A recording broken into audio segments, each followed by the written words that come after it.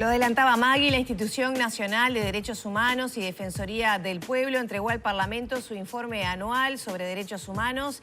Es en este marco que recibimos a su presidente, a Juan Faropa. Bienvenido, Faropa. Hola, ¿qué tal? ¿Cómo están? Buenos días. Muy bien. Buenos días. Bueno, todavía están esperando que se les cite para hacer la presentación en la Asamblea General, ¿no? Sí, de acuerdo a lo que establece el artículo 68 de la Ley de Creación de la Institución, este informe, que aquí les dejo un resumen ejecutivo, solamente el informe es mucho más amplio, está publicado en la página web de la institución, lo entregamos a la Presidenta de la Asamblea General el viernes pasado. Casi 300 páginas y 85 el informe ejecutivo, ¿no? Sí, hacemos el informe ejecutivo impreso pequeño por dos cosas. Primero, para optimizar recursos y contaminar lo menos posible. Y segundo, para que se lea un poco, porque el informe, quien quiera ir a datos concretos, está el informe desarrollado, pero desde hace ya algunos años que hacemos eso. Y bueno, decía que la Asamblea General debería convocar a la institución, porque eso es lo que establece la ley. El informe hay que presentarlo ante la Asamblea General. Hay que ser absolutamente claro, en estos 10 años de funcionamiento de la institución, solamente nos citaron un par de veces, y con muy poco tiempo. Los tiempos de la Asamblea General son diferentes, pero bueno, nosotros cumplimos con nuestro deber formal, porque además la presentación del informe ante la Asamblea General es una rendición de cuentas de la Institución de Derechos Humanos, no solamente al Parlamento, como es en todos los países del mundo donde existen estas instituciones, sino a la ciudadanía en general.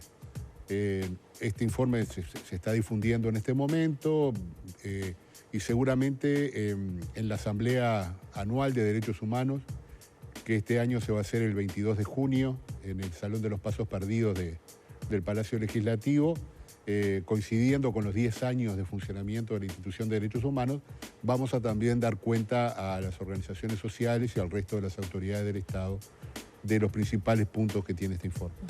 Que son varios ítems, ¿no? Sí, sí. Muchos puntos donde se abordan denuncias, situaciones de diversa índole dentro de instituciones del Estado. Sí, por lo general la Institución de Derechos Humanos, lo hablábamos recién con el senador Botana, somos, ya hay que decirlo con las palabras reales, somos viejos y viejos conocidos, además de nuestros años de militancia estudiantil, ya hace mucho tiempo de eso. Decía que hablábamos recién con el senador Botana también de las dificultades que hay todavía para que el sistema político y la sociedad en general asuma realmente qué es lo que hace la Institución de Derechos Humanos. Es una institución nueva, 10 años en el desarrollo del Estado, no es mucho tiempo, pero evidentemente tenemos que potenciar la comunicación, las actividades de difusión, porque generalmente cuando se piensa en derechos humanos en Uruguay, todavía para gran parte de la población y gran parte de actores importantes del sistema político, hacemos exclusiva referencia al pasado reciente, al terrorismo de Estado. Derechos humanos igual terrorismo de Estado, dictadura. Lo cual es cierto, ¿no?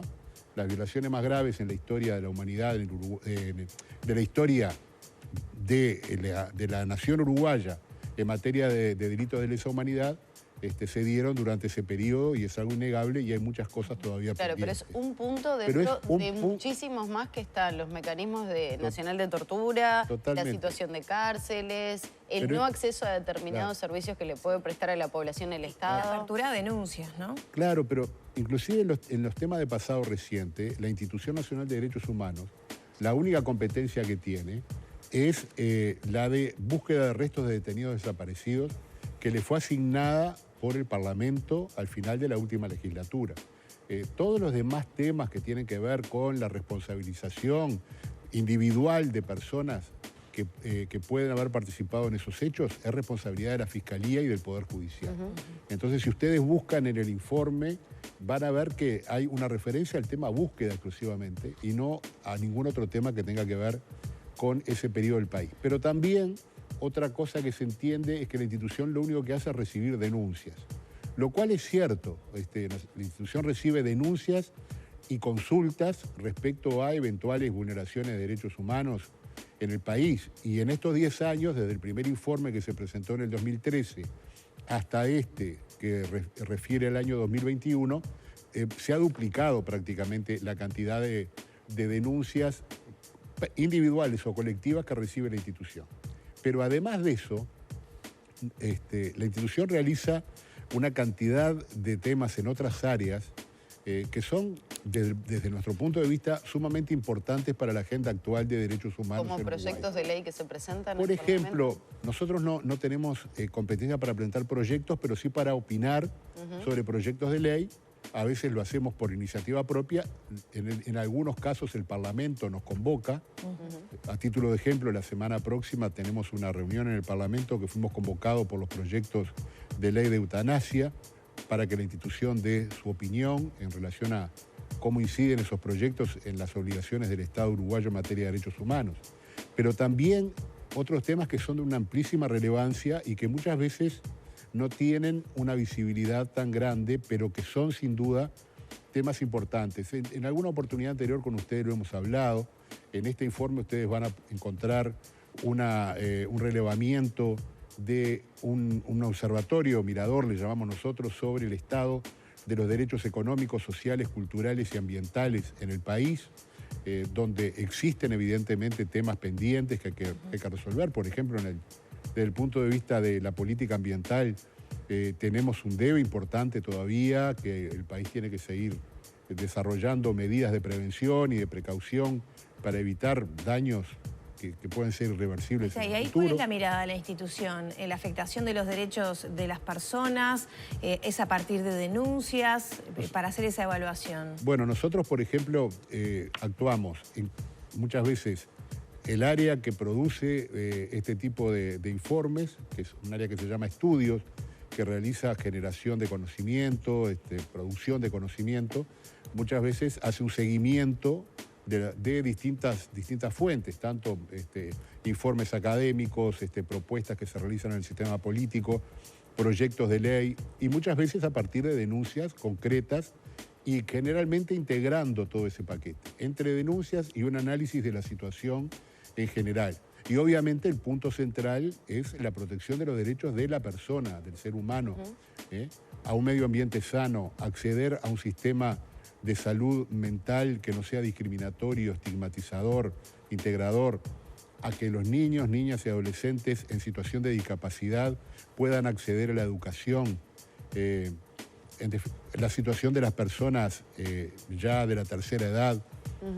Es decir, hay determinados sectores de la sociedad que históricamente no han tenido la capacidad para realizar una movilización, una incidencia muy fuerte a nivel de la opinión pública, a nivel del sistema político, y eso ha sido en la historia de los derechos humanos, o sea, esos movimientos sociales fuertes en materia de derechos de la niñez, de derechos de la mujer, de derechos de las comunidades afrodescendientes en Uruguay, etcétera, etcétera, son colectivos históricamente muy fuertes, pero hay una enorme cantidad de personas cuyos derechos no están siendo garantizados. Los adultos mayores, en su totalidad. por ejemplo, Faropa, porque me acuerdo de una denuncia que se presentó ante la institución, por ejemplo, en un residencial del interior por el acceso a la vacunación contra el COVID, pero acá, por ejemplo, llega algunas consultas de los televidentes respecto a si la institución puede intervenir en situaciones de violencia dentro de residenciales.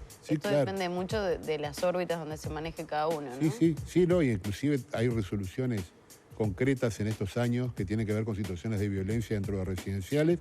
¿Por qué? Porque nosotros tenemos competencia en relación a las instituciones del Estado, ¿de acuerdo?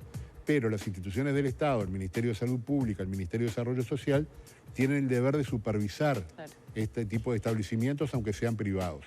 Y cuando se trata de establecimientos privados que prestan servicios públicos o sociales, también tenemos competencia directa. O sea que pueden acceder a esa pero en cuanto a la calidad de la intervención, porque creo que va vinculado a esa visión que tiene la gente de la utilidad o no, digamos, de la Institución Nacional de Derechos Humanos, aunque quizás muy reduccionista, pero creo que muchas veces la gente la mide en eso, ¿no? El alcance que puede tener. Claro. Las resoluciones no son vinculantes, son recomendaciones. Claro. ¿Cuántas de esas recomendaciones tienen eco real en un cambio en las prácticas o en las políticas políticas que llevan a cabo estas instituciones que usted miraba? Hay diferentes respuestas de parte del Estado. En estos 10 años estoy hablando.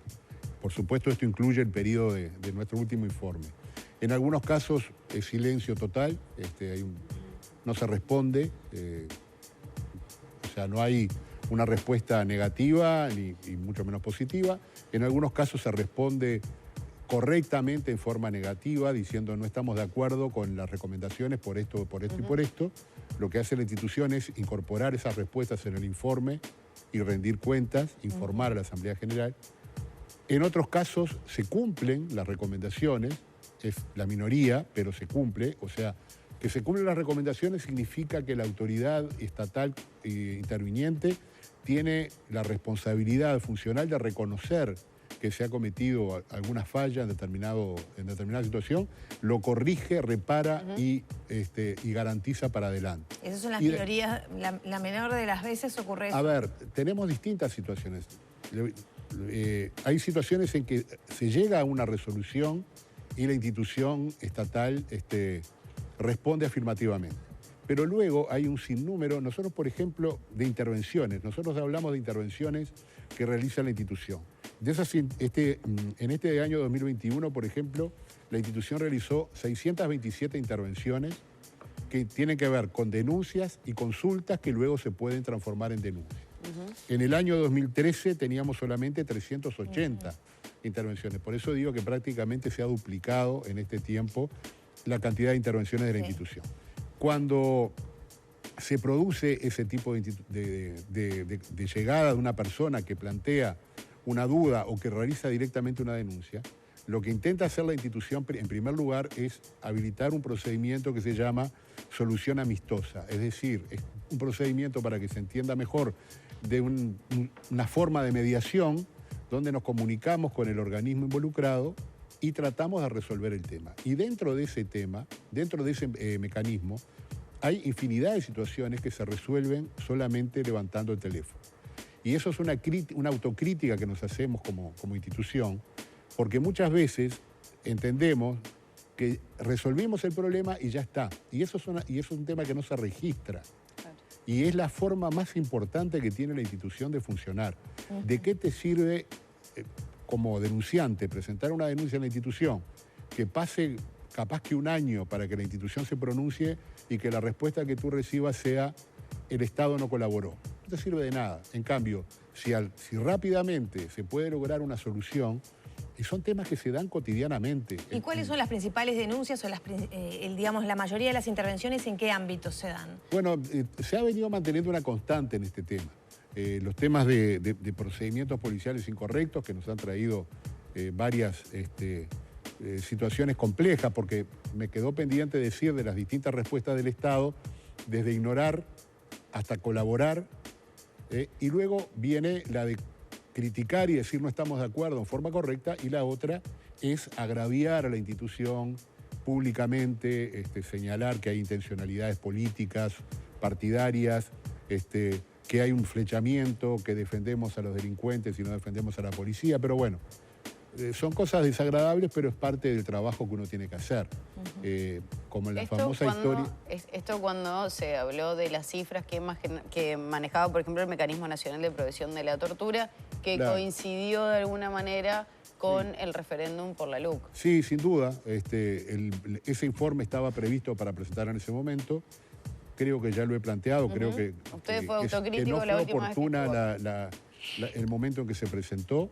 Pero el Mecanismo Nacional de Prevención de la Tortura tiene dentro de la institución un funcionamiento también muy especial y con un grado muy importante de autonomía por la naturaleza que tiene el mecanismo.